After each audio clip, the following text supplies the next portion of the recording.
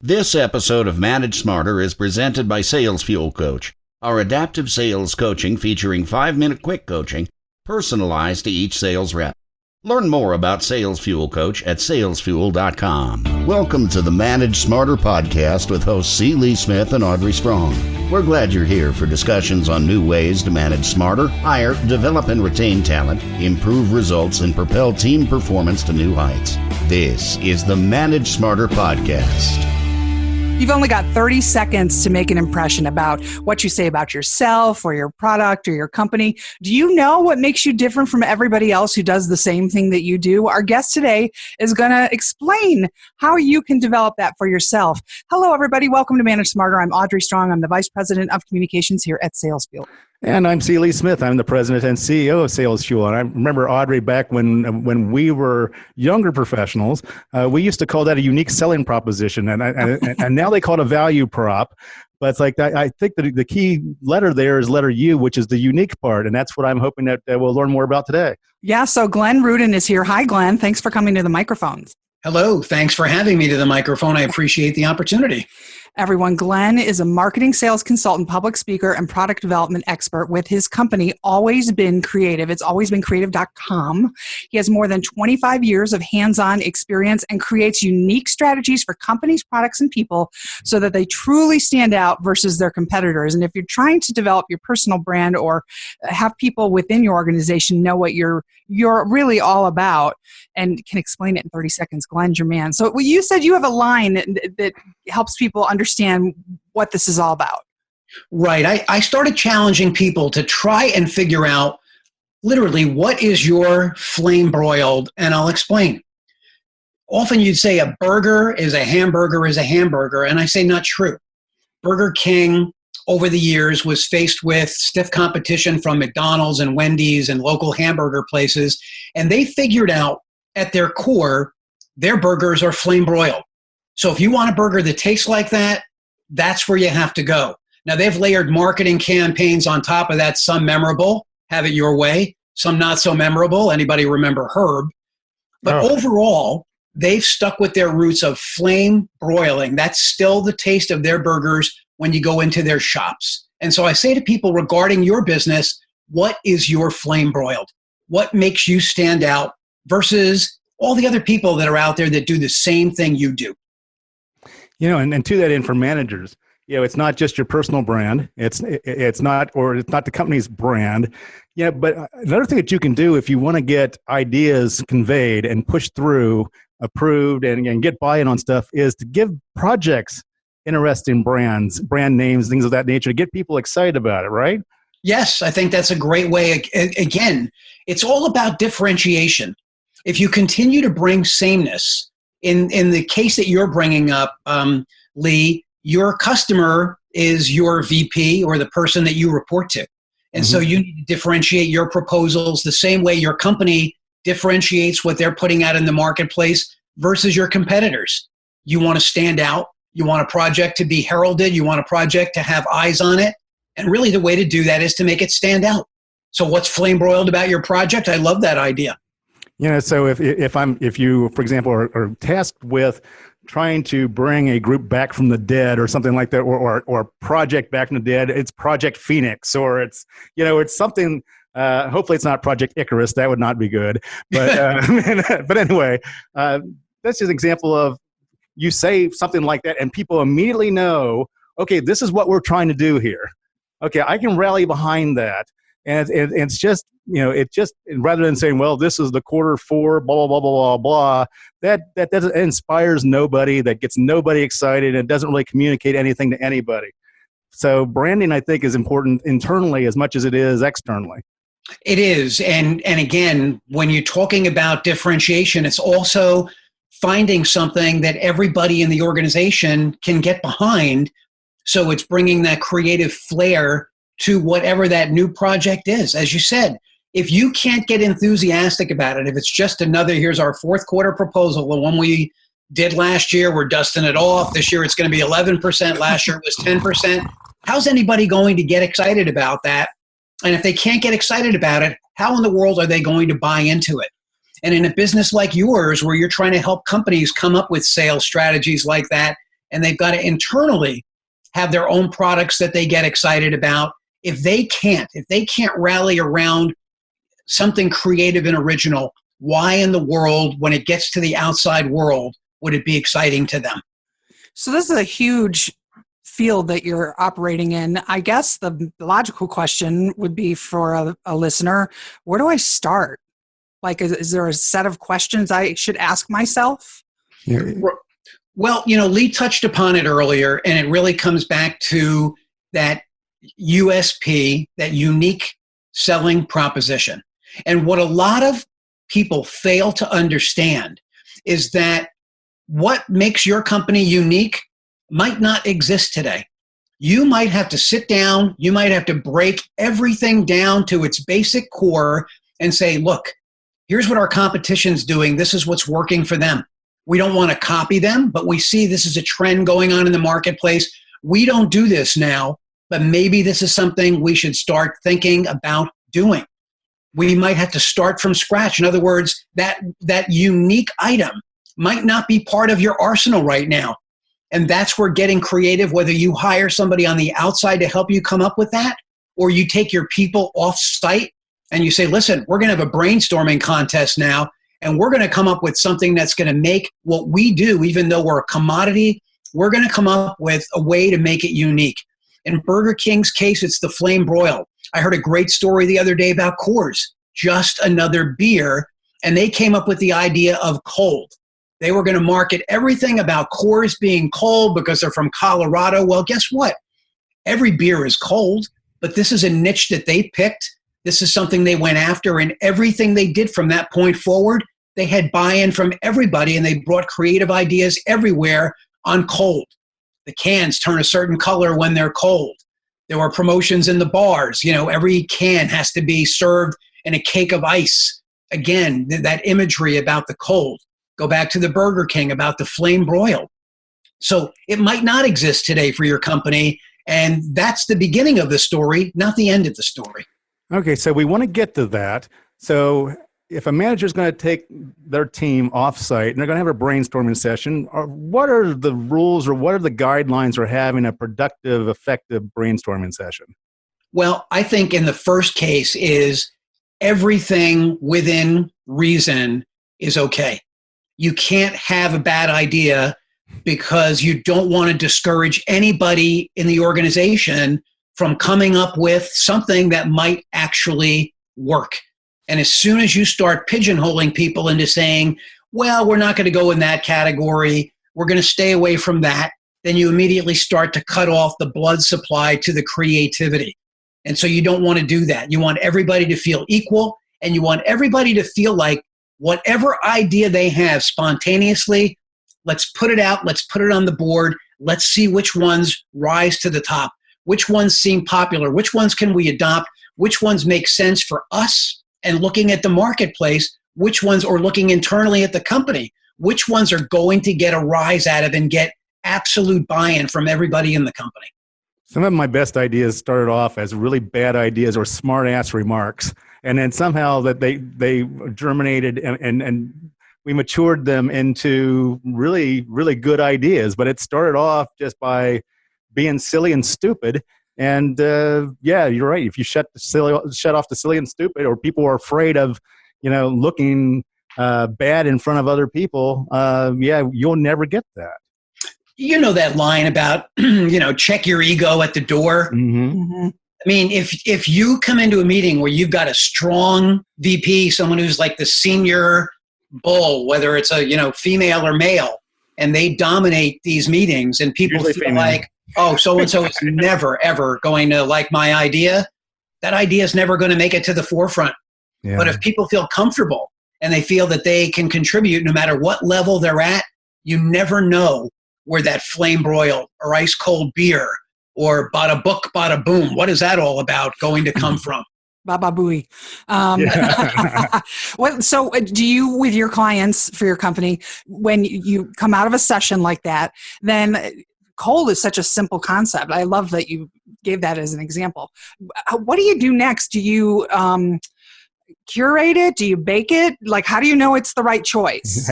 It's the one. Well, Go ahead, Lee. I didn't want to I was cut you going to say, off. like, well, one of the things that we do here at Sales Fuel is like we always have the morning after test. So it's like we get really excited about something like that, and we don't do anything with it. We set it aside and come back the next day or whatever. If we're still just as excited about it or whatever, then it's a go. And usually, though, yeah, I thought about it. What about this and what about that? I'm not so sure about that. And so sometimes it doesn't pass the morning after test. Then it's like it's not going to stand the test of time when over a week, a month, or a year.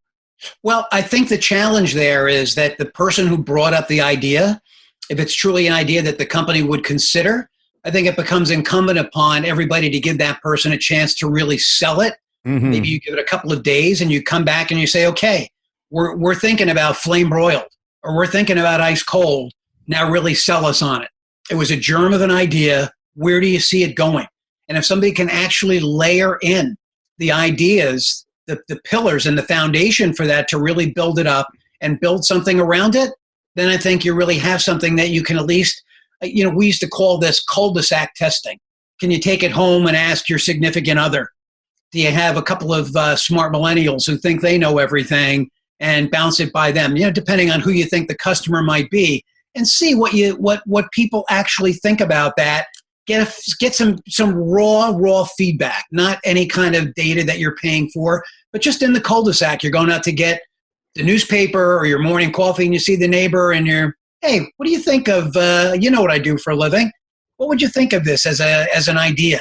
Mm-hmm. Or close friend, a couple of different people to bring in, and do your own little crafty market research and see if the light bulbs go on, or if people are really like, wow.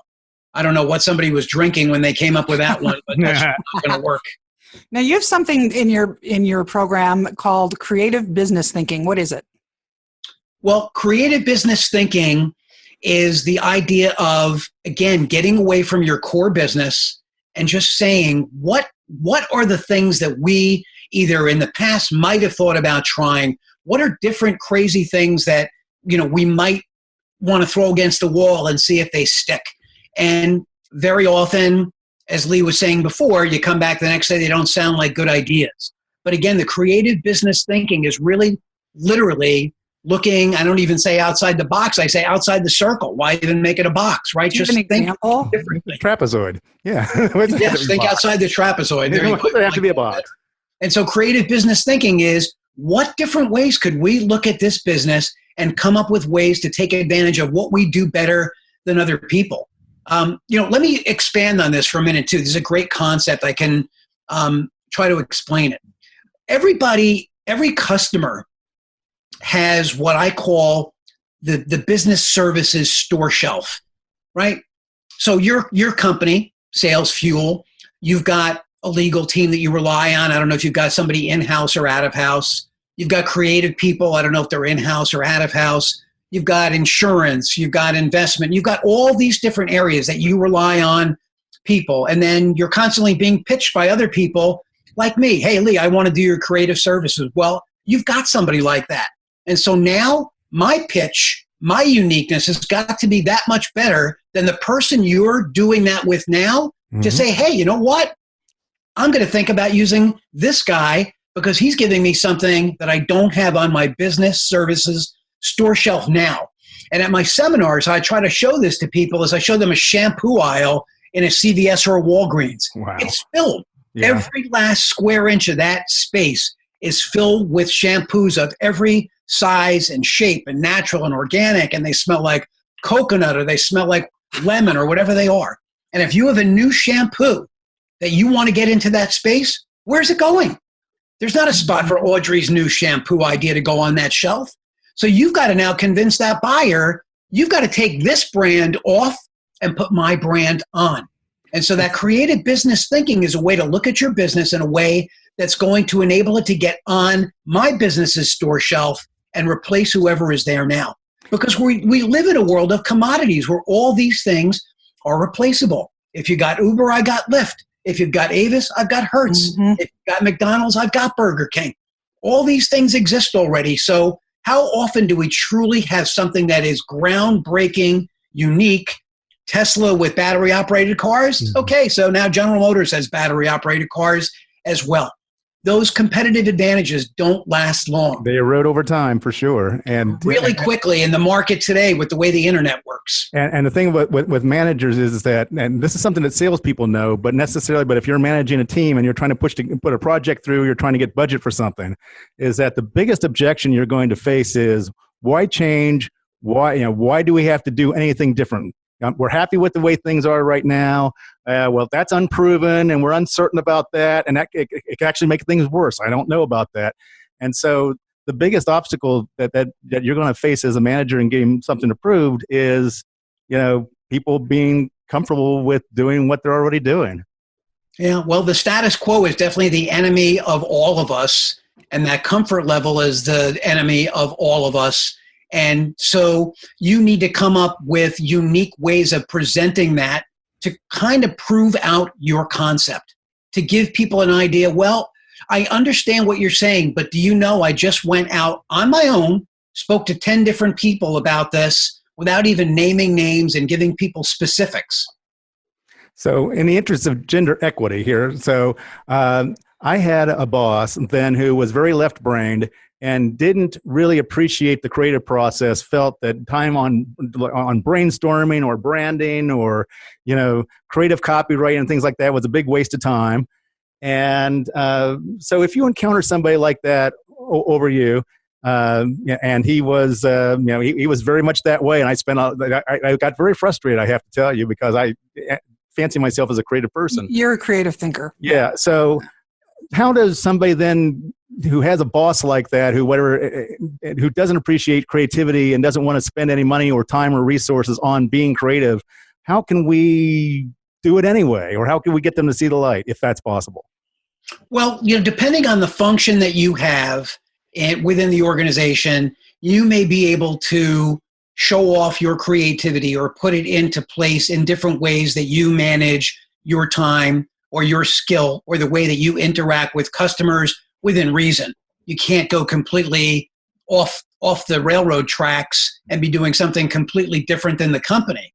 But you can start to experiment with some of your own ideas within reason to see if, in fact, what you're doing or what you're thinking about or what you pitched actually does have some merit. And you might be able to actually achieve some results that way and bring them back.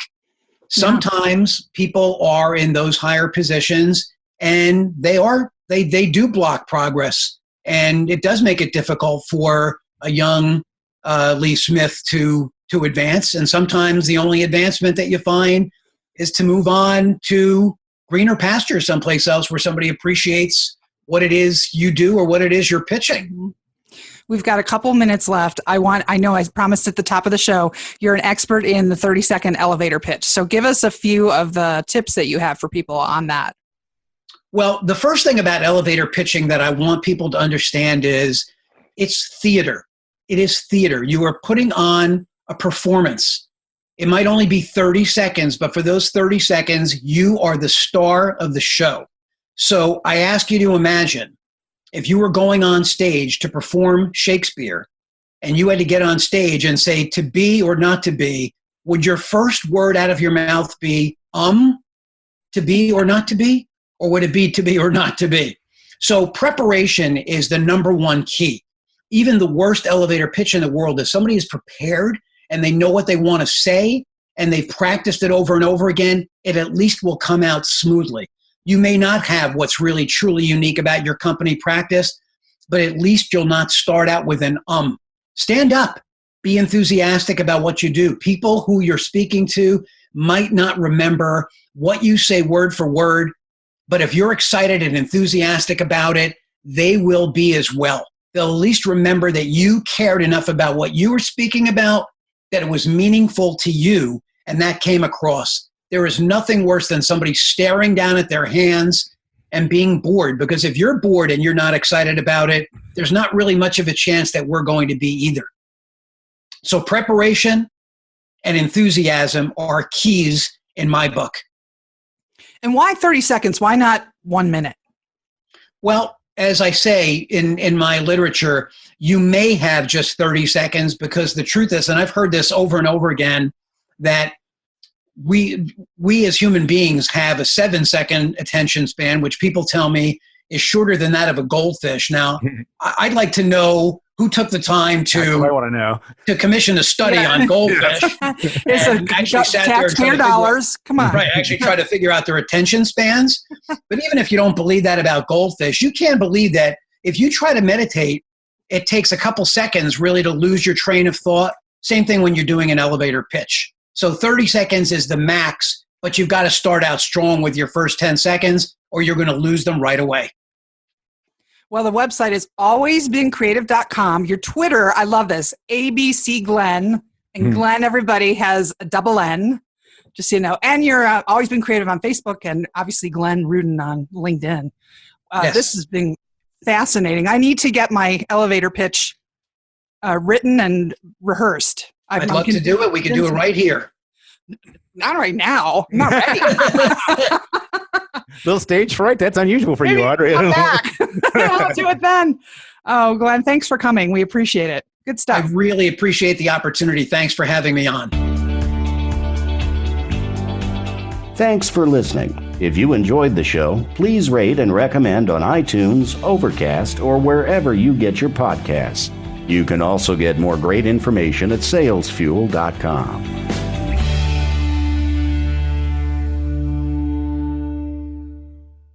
This podcast is a part of the C-Suite Radio Network. For more top business podcasts, visit c-suiteradio.com.